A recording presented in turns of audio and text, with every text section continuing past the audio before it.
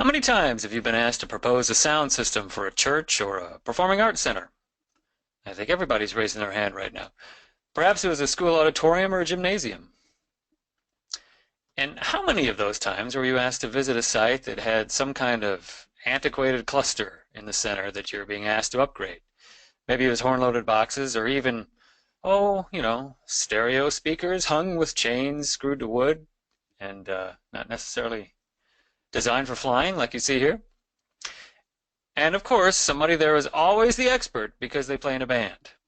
So they want those cool line arrays, and that's what they liked at the last concert they attended, right? Well, they might be correct, but they might be wrong.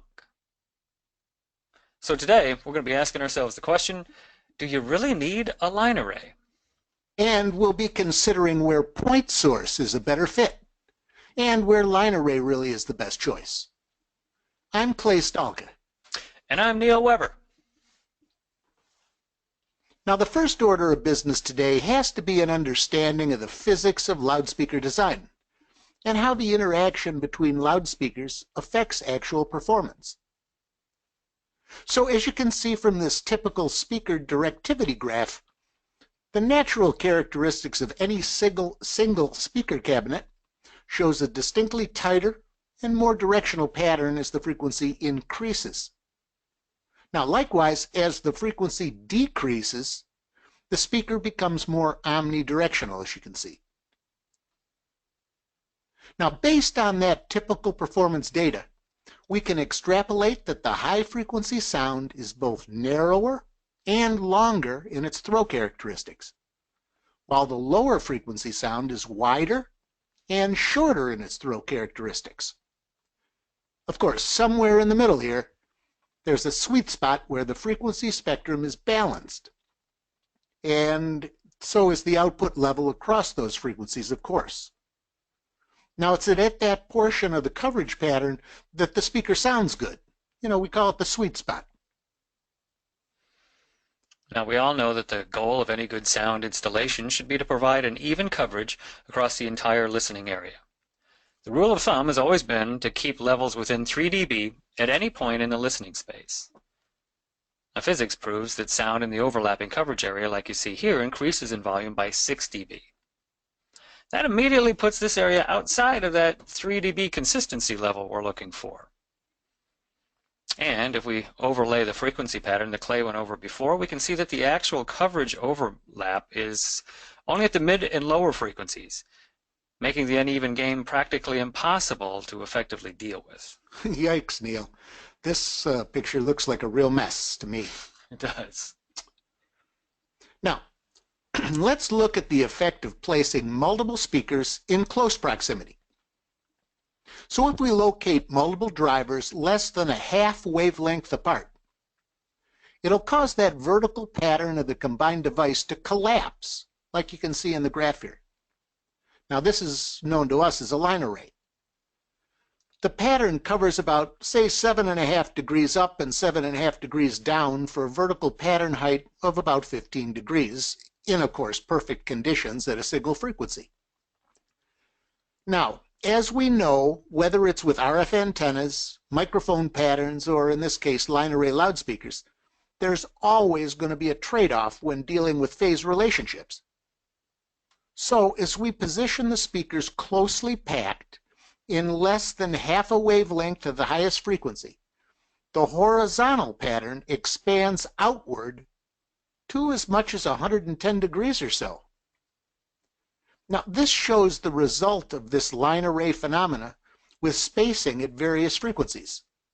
And, of course, using this data, we can effectively steer sound exactly where we want it to go. So check this out. There's one more important area to cover, and that's the forward to back coverage distance. So remember our inverse square law. As the distance from the loudspeaker doubles, the gain drops by 6 dB or 1/4. This has always been our nemesis because we're always chasing our tails with the sound up front either being too loud or the sound in back being too soft. Then in the traditional way, so we've used downfill speakers as part of a center cluster.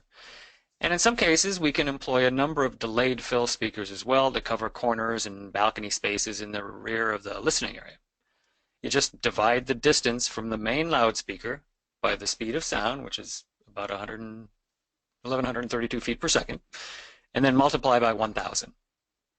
Then you add that much delay to the delayed fill speaker so the sound arrives from the front at the same time it's heard from the fills. But you know, Neal, the trouble there is that the delays are really difficult to tune just perfectly to make the listeners in that direct pattern focus, attract their attention to the stage rather than attracting their attention to the speaker itself. Hmm. So when it's not tuned perfectly, it can become what we call fatiguing to the listeners, because you got to kind of your brain has to dictate, where the sound is coming from, right? That's true. And like this concept of the fill speaker, the level of each beam in a line array can be adjusted to match each zone, if you want to call it that, for even gain across the forward to back listening area. So you can easily see why so many people think that the line array can cure about every ill that might beset a sound system installation. That's true, but you need separate amplification and DSP for each zone, and the ultra-wide horizontal pattern could put a lot of sound in places you don't want it, like sidewalls, for Yeah, an that's a example. big problem. Yeah, it really is. So it's easy for me to see why it's much easier to tune a room with point source main speakers and a few well-placed fill speakers that are delayed properly. Right. Now, as everyone can see from the top image here, though, it's clear to me that as soon as you add a second loudspeaker in close proximity to the first, the pattern forms this uneven splay of lobes, like you can sort of see in that top image, that just absolutely destroys the consistency of sound across the entire listening area. And really, I don't know too many folks that use just a single speaker as their main source. It's very true. We just have to make sure that our point source speakers aren't coupled. Bob McCarthy has written an excellent book called Sound Systems, Design and Optimization, which you can get right on his website. This might be the best information that I've run across to show you exactly how to plan and design the deployment of pretty much any kind of sound system. Yeah, and it really is a great book. Mm-hmm. So I want to take a pause here, Neal, and go over the PTZ optics solutions for streaming and capturing video. And I know that's a departure from sound, but this is really important, I think. Now, these PTZ cameras are outstanding at 1080p 60 frames per second, and they're available with either 12x or 20x optics. Now, they have 3 simultaneous outputs. They have H.264 or H.265, which is the new one, that streams right out of the LAN port. They have, of course, an HDMI output, which everybody needs. And it has your choice here, 2 different models with either USB 3.0 or, as you see here, 3G SDI output. Now, it can be controlled over the network with a full ONVIF compatibility. It can be controlled over USB with UVC camera control built right in. And, of course, like other cameras, it can be controlled over serial via RS-232 or RS-485. And all these cameras come with a full 3-year warranty. Now, we also offer the PT Joy network controller that'll control up to 253 cameras over the network. And we have the HC Joy serial controller that'll control 255 cameras. Like, oh no, we need that 256th camera. Just not covering enough area with 255 cameras. Sorry. Well, we also have control software, too, that allows camera control from the computer desktop. But honestly, if I was making a recommendation, I'd say there's nothing quite like the tactile feel of a joystick, well, especially when you need that smooth control on on-air cameras. Yeah. Now, if you couple those cameras and controllers with Telestream's Wirecast 7, you give yourself a complete broadcast solution for streaming, for capturing, and for switching. Now, just add a PC or a Mac, and you have everything you need to provide a cost-effective solution for churches, schools, and for businesses that might need to stream and capture live video from just about anywhere. So, contact your Staren Business Development Manager if you need more information on these complete solutions. So, Neal, speaking of the coupling that you mentioned, how does a line array fit into that? Well, let me tell you. Because of the close proximity of the cabinets, lower frequencies with their longer wavelengths tend to couple with line arrays. So they begin to operate like a series of small point sources. And this makes the differences in arrival times causes smearing of the peak transients, and that end result causes a loss of crispness and definition of the sound. And it especially spoils that crack of the snare drum that you like so much. That's still my favorite part of any song. The 2, the 4. Additionally, the fixed wide dispersion of the horizontal pattern can be problematic in a narrow room, and this might be fine if you have a single center-hung line array. But in most cases, people are going to want to hang line arrays on either side of the stage. And so unless you have an extremely wide venue or you're setting up outdoors, you're going to be putting a large portion of the sound field right against the hard walls. And of course, we all know what happens when we start bouncing a lot of sound off the walls. And one more point, it sounds like a frog. And one more point, because of the physics that you explained, line arrays are generally very inefficient, which means they're bad converters of amplifier energy into acoustic output. So line arrays have to be driven hard to achieve the required sound levels, and that is going to reduce the headroom and puts a lot of stress on the components. Again, that might be fine for large venues or outdoor concerts, but it may not be the best use of energy for fixed installations. So Clay, help me to understand the coverage limitations of a point source speaker so that we can compare the trade-offs with the line arrays. Sure. So let's go back to that slide number 6. So we'll imagine we're using a traditional point source loudspeaker box. Now you can see where the higher frequencies, like the gray and red colors here in the middle, are focused in a tighter pattern, probably coming from a radial horn. And you can see that the lower frequencies, like the green and black lines here, are spread out in a real wide pattern, like coming from a 15-inch woofer or something. Now, using this image from slide 7, the tightly focused high frequencies provide a much higher output and a longer throw on that point source box, while the lower frequencies, being so spread out, provide a much lower perceived output and don't carry nearly as far. So if you're sitting over here someplace, say, you're likely not hearing many highs, and the sound is quite uneven and lacks that crispness, like the snare drum.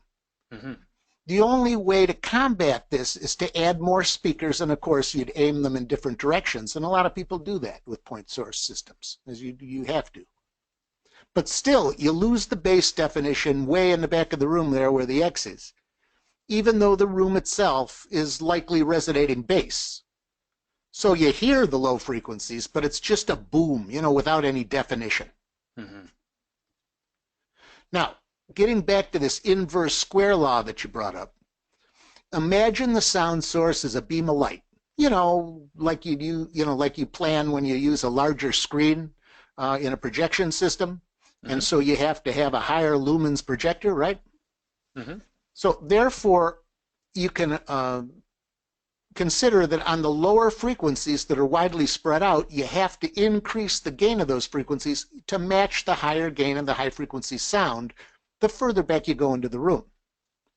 And of course, that can add a lot of, extra bass energy that's going every which way. Now, you could use a tri-amp speaker and drive the mids with more gain than the highs, and drive the lows with even more gain than that to try to match the levels at the back of the room. And really, that's the way we've traditionally set up a system. But it may make it even more difficult to match the consistency across the entire audio spectrum, midway back, and really up front as well. And of course, that all changes with heat and humidity, especially the relationship between the highs, mids, and even sometimes their relationship to the lows. So this is where line arrays really shine. And if you got the width, like Neal mentioned, in the room or venue where you're designing for, to keep the sound off of the side walls, the line array will let you dial in consistent sound from front to rear very easily. Now, if you do have a large venue opportunity where the line array is the correct choice, then Starin offers the Electro-Voice X-Line family of products. Now, you may already know about them, but these line arrays are designed around their patented Hydra technology that actually shapes the waves to eliminate much of that time delay concern that Neal pointed out. And the XLCI is part of the family that's made especially for us, for permanent installation.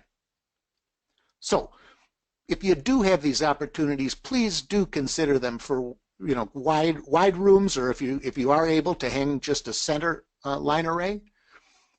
And they have a lot of length and coverage requirements that way. And the EVA, or Expandable Vertical Array product from EV, is ideal for venues where line arrays are the right choice, but the budget is tight. Because good line array systems are not inexpensive. So then you go to this product, because with their internal crossover that does the line array matching for you, you can power 8 EVA speakers from a single amplifier channel. And they have matching subwoofers that can be flown right in the array there too. Oh, and I got to say, they're really easy to install. And for point source applications, we offer the EVH horn-loaded systems with extreme pattern control, which makes them perfect for use in those reverberant environments like, gymnasiums and some arenas. We've got the EVF front-loaded systems with configurations, as they say in the US, for just about every type of installed sound system. And the EVU ultra-compact systems for under-balcony, front fill, and delay fill applications are also fabulous. And they really sound good. Yeah, and easy to install as well. Now, we also have the XI series products, which brings tour quality sound to installed sound. The XI products offer ring mode decoupling for the very best acoustic performance and provide the ultra-linear response for excellent directivity and very even coverage pattern across the full spectrum, which is all that we've been talking about. They really do. When you're expecting the best, then the XI series is exactly what you need to look at. So, we hope we've given you a little insight into your choices for loudspeaker systems. You'll now have a better resource in Starin when you're choosing between line arrays and point source speaker systems. And you now know who you can call when you need assistance with any sound reinforcement applications. That's right. So, it's time to give away a $50 gift card for one of our lucky partners who's joined us here today. Neal? Clay, I spent a lot of time in Sweden, as you know, and picked up a lot of the local dialect. And I thought you were going to say picked up a lot of ladies. Picked up a lot of the local ladies, and it's timely today because our winner is Jim Van Hoof, our $50 gift card winner today. Jim Van Hoof, which is Swedish for "of the horse." Of the horse is what Jim Van Hoof stands for. I think Jim can verify that or not. But congratulations, Jim. You are a $50 gift card winner. And please tell all your friends and coworkers to join us in 2 weeks at the same time, because they might be the $50 gift card winner and the victim of a name translation, I guess you'd say. Or bastardization of the horse. Hey everybody, thanks for giving us your 20 minutes today to learn more about point source and line array speaker systems. And please remember to go to our new Synergy Center website to get all kinds of resource materials to help you with whatever kinds of projects you might be working on. And check back regularly, as we're constantly adding to our library of videos, white papers, and timely articles on all things AV. So please join us again on Friday, March the 10th for our next AV Meetup Coffee Break, where we're going to look at the 3 biggest changes in classroom technology. And we'll have a special guest, Chris Klein, a Market Development Manager here at Starin. And also remember, you can go to our website to watch all of our AV Meetup sessions On demand anytime. Chris Klein is an absolute firecracker. You guys are going to love it. So for more information, to set up a demo, or to dive deeper into any of our products with a personalized online workshop, please contact your Starin business development manager directly, or you can always email us here at myteam@starin.biz. And if you need any application assistance on an installed sound opportunity, I'd love to have you call me directly, and we'll find a solution that's perfect for you. Our time's up. We do promise to address your questions and interests directly, and it might even be Clay who calls or emails you. See you again on Friday, March 10th for our next AV Meetup coffee break. Thanks to everybody, and have a wonderful weekend. So long.